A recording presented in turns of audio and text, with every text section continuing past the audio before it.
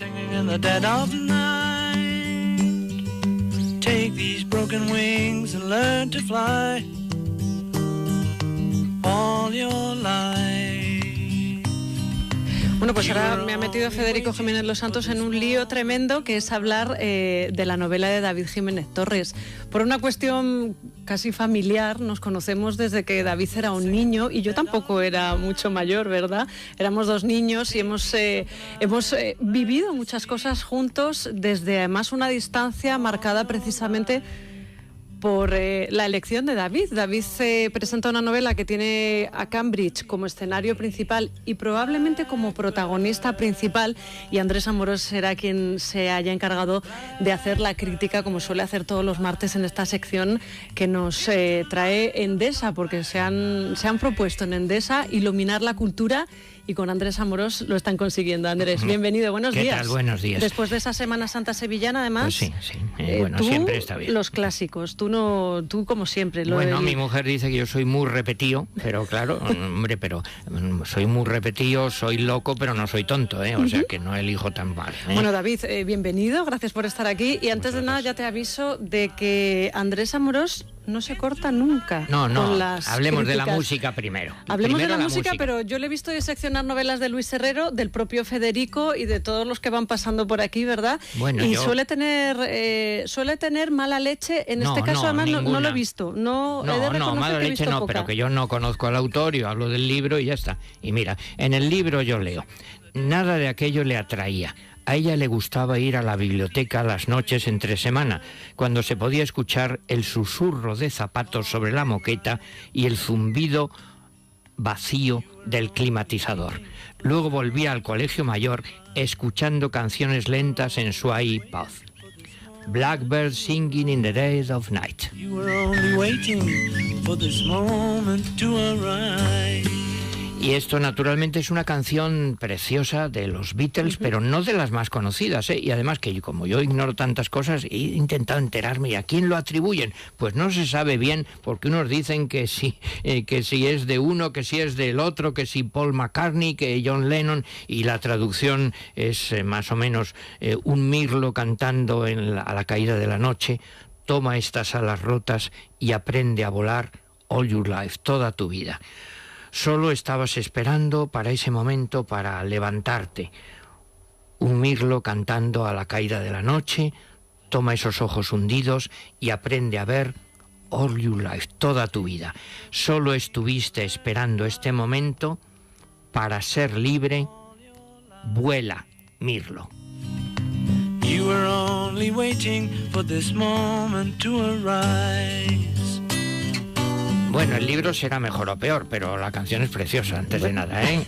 No cabe duda. ¿Ves cómo empieza? Sí. Va directo. No.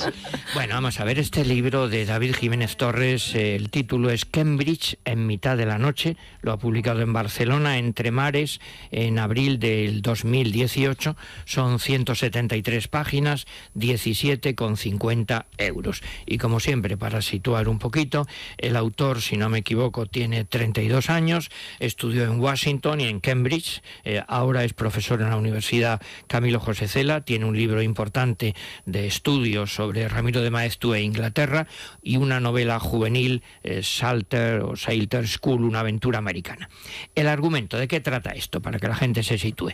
Pues en Cambridge, en la época actual, coinciden 4 estudiantes de posgrado.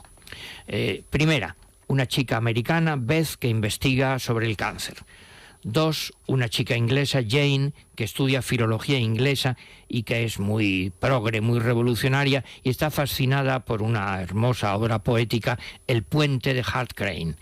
El tercero, Alejandro, que es español, que estudia historia. El cuarto, Germán, que es mexicano, de económicas. Así pues, 2 chicos, 2 chicas, norteamericana, inglesa, español y mexicano, y los 4 coinciden a veces, se separan a veces, se juntan. El ambiente, para empezar, es un ambiente interesante, el de la vieja Universidad Universidad de Cambridge. Yo lo recuerdo, y yo cuando he leído esto digo, qué envidia haber estudiado allí, porque es un sitio maravilloso, pero también habla, claro, no solo de lo bonito que es, sino de las corrientes ideológicas que ahora predominan en esas universidades, en concreto de un nutrido sector marxista, y personajes que son representativos de actitudes. De uno dice, se pensaba a sí misma y veía a un clon de otras tantas personas. Y hay además algún personaje simbólico, uno al que llama el periodista activista, el que está ahí moviendo las cosas. Y tiene una visión, una crónica pues muy dura de la universidad, pues un profesor, y desgraciadamente los que conocemos ese mundo, pues no nos extraña tanto. Un profesor que solo habla de su tema, va el pobre alumno a contarle sus problemas con la tesis, y el único que le importa es el ego absoluto, lo suyo y lo suyo, los tópicos académicos. Hay que explicar los procesos históricos. Sobre la España actual todo se achaca el franquismo sociológico. Hombre, hay una parte bastante humorística, a mí me ha divertido, por poner un ejemplo, que es cuando los estudiantes pues se cuentan unos a otros qué hacen para sobrevivir, para conseguir becas, pues han de buscar temas. Y pongo el ejemplo de uno. Dice, mira, yo estudié primero, voy citando, la cultura de socialización masculina en unas aldeas del Bierzo. De ahí pasó a comparar la evolución urbana de León y Valladolid durante los siglos XVIII y XIX. De ahí a un proyecto de exhumación de fosas de fusilados durante el 36 en Pontevedra. No suena, ¿verdad? De ahí a una historia comparada del catolicismo español y el bávaro, el de Baviera, en la primera mitad del siglo XIX. Después un documental acerca de la vida de las mujeres en la zona de Ponferrada durante el franquismo. De ahí a una antropología cultural de barrios protestas. Un libro-reportaje sobre Gamonal para concluir estudiando el patrimonio arquitectónico español en Cuba. Y te concluye diciendo algo así como, he llegado a los 30 y tantos y bueno, pues más o menos voy tirando, ¿no? En fin, es bastante tremendo. Lo malo es que no nos parece, o no me parece, injusto. Bueno, lo fundamental, yo creo, de esta novela, hablando un poquito literariamente, pues el paso de lo individual a lo colectivo. Claro, por un lado hay unos problemas personales de una gente joven que tiene sus crisis, sus familiares, profesionales, pero también detrás está, claro, la crisis de Europa, el terrorismo árabe, y un tema que a mí me parece pues nuevo, por lo menos para mí, que ignoro tantas cosas, en la novela española. Ese, digamos, proletariado intelectual, los problemas de lo que llaman los postdocs por Europa, gente que ha hecho el doctorado y que se mueve por ahí, y un tema curiosísimo, la Fundación Bill Gates, la Fundación Gates, y qué les puede interesar, y se convierten algunos, la frase textual, en un chapero académico. Sí. También estos nuevos jóvenes que viven de otra manera, claro, muy distinta. Yo me he estado, sin querer, todos lo relacionamos con nosotros. Cuando yo fui a Cambridge hace muchos años, pues yo vivía de otra manera y con otro dinero y con otra familia, otra forma.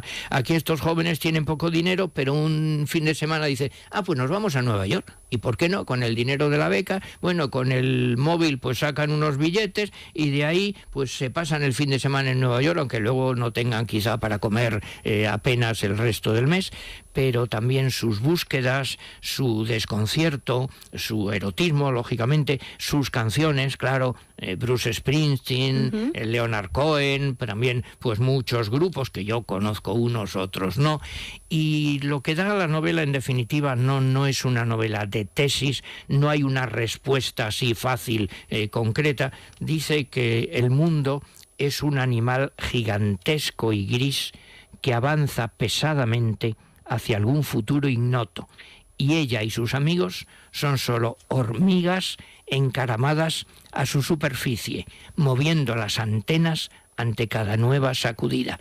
Y también literariamente quizá lo más atractivo son algunos detalles líricos. Por ejemplo, el cielo nocturno de Cambridge, no estamos hablando de Valencia y el sol radiante, y ese detalle tan bonito de una chica que escucha por la noche el mirlo que está picoteando en un hueco de la pared. Un ruido que no sabe qué es, si es algo inquietante, si es algo hermoso, un mensaje premonitorio, Dios sabe.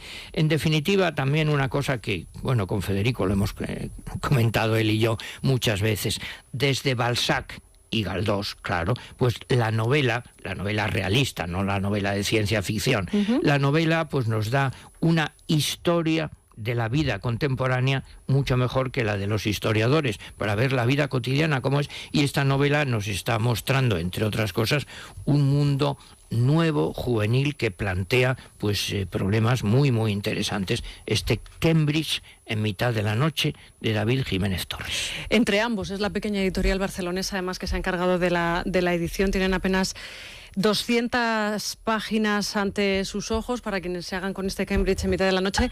¿Cuánto tiempo llevas viviendo ya en España, David, desde que volviste de Cambridge? Yo regresé en 2015, o sea, ya voy para el tercer año. Vas para 3 años. ¿Hubieras escrito esta novela si siguieses viviendo allí?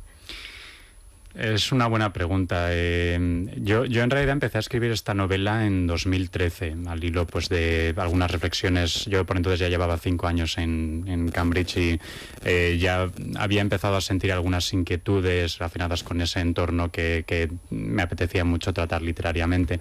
Pero es verdad que el tiempo que ha pasado, entre tanto, la verdad es que me ha ayudado mucho a tomar distancia y a plantearme ¿qué hay de interesante en Cambridge para un lector que a lo mejor nunca haya estado ahí o que nunca vaya a estar ahí, ¿no? ¿Qué puede tener de metáfora de algunos procesos actuales y qué experiencias universales puede haber ahí más allá de pues la vida de un estudiante en un colegio concreto? Es que yo no sé, Andrés, si a ti te ha quedado ese pozo de melancolía, esa sensación de... Hombre, claro, ¿cómo no? No voy a decir tristeza, porque yo creo que además la vida universitaria tiene algo jocoso, algo divertido, y la gente que hemos podido tener la suerte de pasar por la universidad... Claro. Hay un disfrute, ¿no?, detrás de todo ello.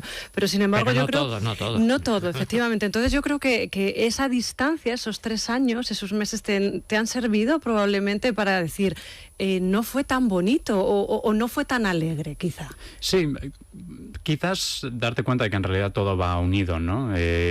O sea, todos mis personajes están en una horquilla de edad pues entre los 20 y pocos y los 30 y pocos. Sí, ya no son niños tampoco, ¿eh? Efectivamente, y es una etapa que, al menos yo viéndolo a mi alrededor y también sintiéndolo a mí mismo, me parecía una etapa muy interesante porque a todos los efectos ya eres adulto, a todos los efectos legales y incluso profesionales. Pero también es una etapa de un enorme desconcierto. Es la etapa en la que te planteas pues muy a menudo las dos preguntas de qué debería hacer con mi vida y qué quiero hacer con mi vida. Y a veces tienes respuestas. ¿Qué puedo hacer con lo que he trabajado, con lo poco que me pagan, o con, a quién me vendo, qué hago? Efectivamente, y a veces el problema es que tienes respuestas distintas para cada una de esas preguntas y yo creo que más habitualmente no tienes ninguna respuesta para ninguna de esas preguntas. Y eso la verdad es que le da mucha densidad a esa experiencia. Te desdoblas en 4 personajes, además 2 hombres y 2 mujeres. Intentas, cuando lees la novela, yo he intentado ver cuál era el que más podía parecerse a ti. Yo creo que cada uno, lógicamente, tiene algo de ti, ¿no?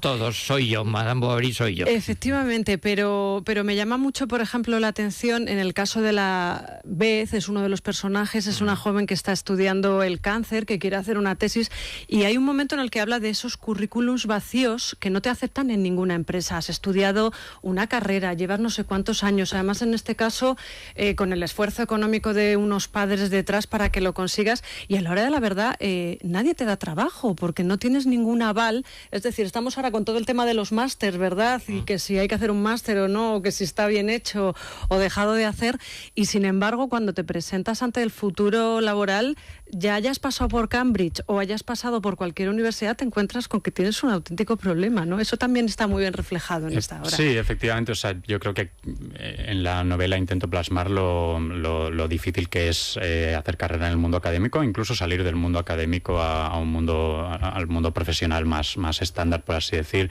Y de alguna manera la única forma en la que te lo puedes acabar justificando a ti mismo es más bien como una decisión vital, de decir, yo busco el conocimiento y persigo el conocimiento como un bien en sí mismo, y porque esto es una elección vital, una manera de vivir que te aporta algo por sí misma y no porque en realidad vayas a ganar mucho dinero o vayas a conseguir pero en muchos ningún trabajos. momento olvidas que estás en Cambridge, que es la élite, o sea, que es la universidad número 1, número 2 del planeta, ¿no? No reniegas de eso, y también me parece una postura bastante inteligente, ¿no? Porque sí que hay un personaje que en determinado momento tiene sus dudas, ¿no? Decir, bueno, estoy aquí, pero no sé muy bien por qué. En tu caso no es así, ¿no? Me refiero ya a David Jiménez, no a los personajes de la novela. Hombre, es una suerte haber podido estudiar en Cambridge. Es una suerte, pero la parte, ahora, la parte revolucionaria, la parte revolucionaria de los que están haciendo pancartas y están desaprovechando su... Sí, lamentable, claro. Lamentable, pero es que eso es lo que ocurre en la Universidad Española. Yo recuerdo una conversación que mantuve contigo, David, a propósito, yo te preguntaba un poco por el futuro de mis hijos, ¿no? Digo, ¿tú qué opinas? ¿Tú crees que los tengo que mandar fuera? Era prontísimo, ¿no? Mis hijos son todavía muy pequeños y no se tienen que enfrentar a eso. Pero tenías tus dudas. Yo no sé si las sigues teniendo ahora que conoces la Universidad de Cambridge y también conoces la Universidad Española. Sí, esa es la historia. A ver, claro. ¿qué diferencia has notado entre Cambridge y la universidad donde estás ahora? ¿La endogamia es la misma? No, eso definitivamente no. O sea, yo creo que ese es un problema general del sistema universitario español que es bastante identificable y por el que se pueden hacer cosas, ¿no? E incluso ni siquiera desde el nivel del gobierno. Las universidades estadounidenses, por ejemplo, tienen una política de no contratar a doctorandos de sus propios departamentos, y esto genera una gran movilidad y una cierta apertura en el sistema, pero no hay ninguna ley que les obligue a ello. Esto es algo que sencillamente hacen por su propio prestigio y por quitarse de encima cualquier sospecha de nepotismo. Pero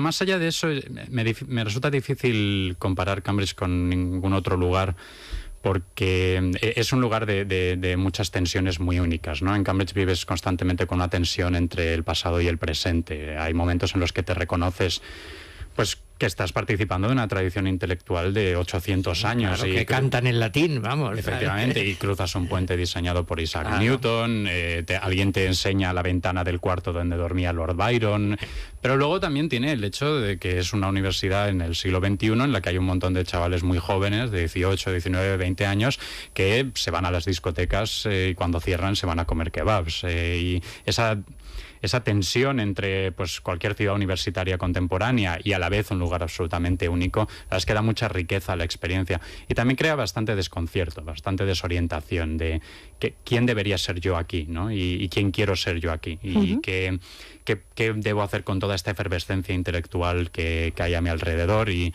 puedo estar verdaderamente a la altura de la tradición de este lugar, y quiero estarlo, y hasta qué punto me haría feliz intentar participar de todo esto. ¿Y cuáles son las respuestas? Yo creo que cada uno va llegando hasta ellas un poco tanteando, y probablemente llegas a respuestas distintas dependiendo del momento en el que estés y dependiendo de si es el lunes o viernes o si es enero o si es mayo. Yo creo que es también una lección vital, que nunca alcanzas una respuesta definitiva, más bien vas alcanzando tu respuesta de ese momento, y pues luego la vida ya te irá llevando por donde quiera. A mí se me quedan cortos, por ejemplo, detalles sobre cómo transcurre la vida universitaria allí, ¿no? Eso de que los únicos que pueden pisar el césped son los profesores, ¿cierto?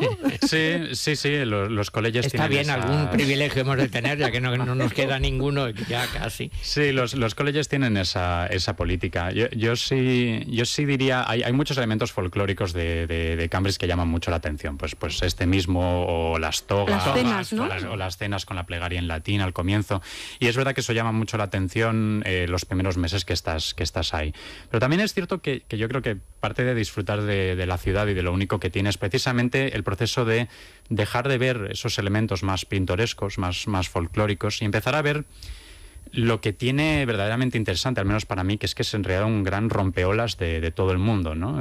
Tú vas a una cena y tienes sentado a tu izquierda a un biólogo pakistaní, a tu derecha a un historiador francés, delante tienes a un sociólogo australiano, al lado a un economista mexicano, y el tipo de conversaciones, el tipo de dinámicas que se generan en ese ambiente, pero también el tipo de soledades, de sensación de desarraigo, de no estar en un sitio que te pertenece y que en realidad no le pertenece a nadie. Todo eso tiene mucho interés, yo creo que tanto personal como intelectual, y eso es lo que he buscado reflejar también en la novela.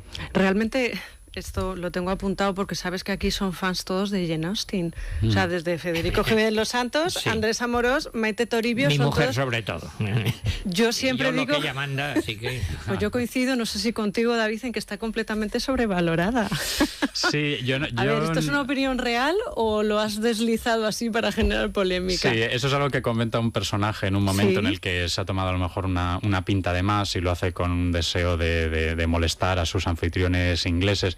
Yo no lo haría necesariamente mío, porque Jane Austen es difícil ya leerla en sí misma. Yo creo que Jane Austen se ha convertido en tal icono de lo que creemos que es Inglaterra y de lo que debería ser Inglaterra, que sucede quizás un poquitín como con Lorca, ¿no? En realidad, cuando lees a Lorca ya estás leyendo a Lorca y también a los lorquianos y a todo lo que ha generado, toda la estela que ha generado después. Y con Jane Austen sucede un poco lo mismo. Y a veces es difícil separar al autor de todo el fenómeno. Se devalúa, ¿verdad? De alguna manera consiguen precisamente eso, ¿no? Solo los meros centenarios y las celebraciones y los homenajes. Bueno, estás muy pegado a la actualidad en todo momento. En Cambridge, en mitad de la noche, se menciona, por ejemplo, el Brexit, en el daño que probablemente también haga todo este movimiento a la universidad. ¿Va a afectar de alguna manera? Bueno, David Jiménez escribe en El Español columnas semanales, prácticamente 2 o 3 semanales, por si ustedes también quieren acercarse a ellas, en las que pues se tratan precisamente asuntos como este. ¿La universidad se va a ver entonces tocada por esta decisión que han tomado además los no universitarios británicos, según las encuestas, eso sí? Sí, yo creo que como todo lo del Brexit lo veremos. Hay razones creo que bastante convincentes para pensar que sí, que afectará negativamente al mundo universitario, en parte porque ya no podrán optar a fondos europeos, a fondos de la Unión Europea de investigación. También todo depende exactamente de qué forma definitiva adopta el acuerdo entre la Unión Europea y Reino Unido una vez se produzca la salida. De alguna forma a mí me interesaba más bien... La novela está ubicada en este espacio de 2010, 2011, 2012, estos años en los que ya ha sucedido el primer shock de 2008 y empiezan a verse las repercusiones, empieza a verse que esto no va a ser una crisis que desaparezca en 6 meses, sino que en realidad está generando movimientos muy profundos que afectan al nervio de nuestras sociedades. Pues ya se empieza a ver venir el referéndum del Brexit, pero todavía no se sabe qué resultado va a tener. Ya se empieza a ver una nueva izquierda anticapitalista que se está movilizando muy fuertemente al hilo de las consecuencias de la crisis. Ya empieza a haber algunos discursos que hoy están plenamente vigentes. Y de alguna manera quería enfrentar al lector a esos años que siento que vale la pena que echemos la vista atrás ahora, a ese momento de los años inmediatamente posteriores a 2008, en los que se empieza a gestar lo que estamos viviendo ahora. Sí, también se habla, por ejemplo, no lo mencionas como tal, de la casta, ¿no? De esta casta de la que hablan determinados grupos políticos, que precisamente tú retratas en la novela. Para que nos entiendan los oyentes, sería Podemos y todo lo que ha llevado Podemos a la universidad, ¿no? Estos revolucionarios, yo me imagino que tú has tratado con ellos. ¿Qué sientes cuando ves que hay personas que están, en mi opinión, malgastando su tiempo haciendo este tipo de protestas, cuando en lo que tendrían que estar centrándose es precisamente en estudiar y aprovechar la oportunidad que se les ha dado, ¿no? Para estar en la élite? Sí. ¿Existían esos movimientos? Ah, sí, por supuesto. O sea, la novela comienza en parte con un momento en el que viene el ministro de Educación a Cambridge a hablar de la reforma universitaria y unos estudiantes revientan el acto y le expulsan del escenario y ocupan el edificio. Y eso sucedió. O sea, yo estaba ahí, vamos, eso sucedió en los años en los que yo estaba, y además la ocupación se prolongó durante varias semanas. Sin embargo, yo tenía muy claro cuando me puse a escribir que no quería escribir un ensayo. O sea, que lo que quería era escribir una novela. Y en parte ese mundo me interesa porque, como bien dices, pues esta gente eran mis compañeros de facultad, eran mis amigos, era gente con la que convivía, incluso compañeros de piso que tenía que estaban en estos jaleos. Y de alguna manera me interesaba cómo vivían ellos esto y cómo... Porque yo veía que muchos de ellos pensaban sinceramente que estaban contribuyendo a hacer un mundo mejor con estas acciones. Luego teníamos pues discusiones fortísimas que a la vez no no rompían la amistad, ¿no? Pero me interesaba de alguna manera, me fascinaban ellos porque eran mis amigos y a la vez pensaban cosas tan distintas de lo que yo pensaba o de cómo yo pensaba que uno se debería comportar, que quería explorarlos precisamente también a través de la literatura. E intento, a través sobre todo del personaje de Jane, de mostrarlo no de una manera, digamos, esquemática o digamos, ni siquiera negativa, sino sencillamente explicando que es una chica muy joven que está intentando... Es activista desde la distancia, ¿no? Sí, y que además que ha absorbido mucho discurso que le ha venido de su entorno. O sea, muchos de esos discursos vienen de los profesores y vienen de los padres. Y ¿qué va a hacer un chaval de 17, 18 años cuando está rodeado de esos discursos? Y luego cada uno va tomando distancia de eso, pero eso es un proceso de aprendizaje propio, ¿no? No, eso ya es una sensación personal. Yo creo que en las carreras de ciencia se aprovecha de otra manera el tema universitario. Tengo esa sensación por lo que vivo en mi entorno y por cómo ha sido, a lo mejor, no sé si tu paso por la universidad, desde tú además has estudiado una filología, es decir, estamos hablando ya de absolutamente letras puras y esto lo leo yo en el caso de Cambridge en mitad de la noche cuando hablamos de la investigadora. La investigadora está centrada en su investigación, en el cáncer, en las células y no divaga con otros asuntos. Bueno, David, ahora mismo además también estás impartiendo clase en una universidad española. ¿Tienes intención de volver a Cambridge? ¿Te gustaría recuperar la enseñanza allí o ya te quedas aquí con lo que tienes? ¿Has elegido? Sí, yo ya he elegido y tendría que cambiar mucho para volver a irme de España. O sea, piensa, yo después de Cambridge saqué una plaza de profesor ya a tiempo completo en la Universidad de Manchester, en un departamento en el que me llevaba estupendamente con mis compañeros y era un puesto fijo, podía haber seguido ahí toda la vida. Pero también, como reflejan los personajes de la novela, uno tiene un deseo de encontrar el sitio al que cree que pertenece. Y en mi caso nunca llegué a sentirlo en Inglaterra y sí lo siento aquí en Madrid. Y yo creo que al fin y al cabo eso es lo que uno tiene que tratar de encontrar y a menos que las cosas se tuerzan mucho. Aquí te das cuenta seguiré. Que hay una generación completa a la que os ha pasado eso. Habéis probado fuera y al final habéis descubierto que quizás está mejor aquí. Yo creo que a nosotros nos pasa al revés, ¿verdad, Andrés? Nosotros nos encantaría. A mí sí, fíjate, yo como toda mi vida transcurre aquí, no me importaría nada hacer una pequeña excursión temporal.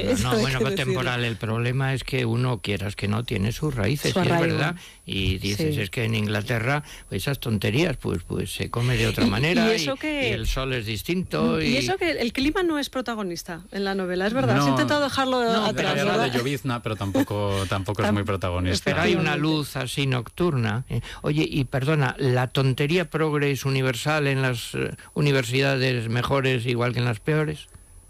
Ahora. Yo diría que es bastante hegemónico y hasta cierto punto es difícil de juzgar porque sobre todo es hegemónico y muy ruidoso, en el sentido de son los que ocupan edificios y son los que montan scratches y luego tienes siempre la duda de si la gente que no está ahí es gente que no está de acuerdo o gente indiferente o si existe una mayoría silenciosa, ¿no? Este concepto que en realidad nunca sabes si existe verdaderamente o no. Pero yo, basado en mi experiencia, ese ambiente existe y es, sobre todo en departamentos de humanidades, bastante, o sea, que no te libras, si vas a Harvard, a Yale, a Cambridge, a los mejores sitios del mundo, encuentras las mismas tonterías que en cualquier facultad de aquí. Pero también diría, al menos yo la conclusión a la que he llegado es que también la inteligencia es algo que está más allá de esto. O sea, y hay... Tú puedes reconocer perfectamente a una persona brillante que cree algo totalmente distinto a lo tuyo y normalmente te llevarás bien con esta persona y puedes reconocer a una persona mediocre que cree algo totalmente distinto a lo tuyo y se nota la diferencia. Y eso también es algo que para mí fue un aprendizaje importante de ese lugar. Algunas de las mejores conversaciones que puedes tener es precisamente con gente que leyéndoles artículos dirías jamás me voy a llevar con esta persona, pero hay un elemento de desear aprender juntos y de exponerte a ideas contrarias a las tuyas que también te da mucha energía, la verdad, y puedes aprender bastante. Pero que es bueno no tener complejos, no decir, pienso yo, qué desastre la Universidad Española, que yo pienso que es un desastre, pero es que fuera también es un desastre, quiero decir, y hay que buscar en cada sitio pues relacionarse con los que vale la pena y no con los tontos. Pero quizá en otros sitios el esfuerzo ha de ser mayor, ¿no? Por ejemplo, en los Estados Unidos muchas de las personas que están cursando carreras universitarias tienen que devolver luego ese dinero al Estado porque se lo han prestado. Entonces yo creo que te lo tomas de otra manera, ¿no? En España parece más fácil, no sé si luego habrá evolucionado mucho. Yo también hablo de la universidad que yo abandoné hace 20 años, sí, yo haya cambiado. Mi experiencia en los 3 años que llevo de vuelta es que España es un país lleno de talento y de gente que quiere trabajar. O sea, sinceramente me parece que el pesimismo nacional está un poco exagerado. Yo, sinceramente digo, desde que volví no paro de encontrarme a gente que me parece muy valiosa y además con muchas ganas de trabajar y trabajar mucho más de lo que le exige el sistema y con grandes ambiciones, con ideas muy sensatas. El problema es luego que el sistema canalice a esta gente hacia los puestos que debería ocupar y los puestos en los que podría crear una diferencia verdadera. Ahí es donde sí veo los problemas, pero quiero decir, somos un país de 45 millones de Homo sapiens bípedos perfectamente funcionales, quiero decir. Hago así porque no sé si escuchas la crónica, Rosa. Entonces, claro, no, pero hay un poco de todo. Pero quiero decir que hay la política también. Quiero decir, hay mucho bueno y creo que la cuestión es más bien encontrar formas de que el sistema canalice a bueno, pero eso también se ve aquí, ¿no? Esa gente que acaba, como dices en la novela, ¿no? De empleado en Zara, oye, que fenomenal, que no tenemos ningún tipo de crítica, pero que has estudiado un doctorado en algo para acabar empaquetando cajas, por ejemplo, ¿no? Eso pasa en Cambridge en mitad de la noche, eso pasa aquí. David, fíjate, precisamente hablas de talento. Nosotros todos los martes hablamos con personas que se caracterizan precisamente por ello en nuestra sección patrocinada por Telefónica, que vendrá después de la publicidad. Darte la enhorabuena. Yo insisto, aparte del cariño que nos podamos tener, esto es una novela. Hemos estado dialogando con David, efectivamente.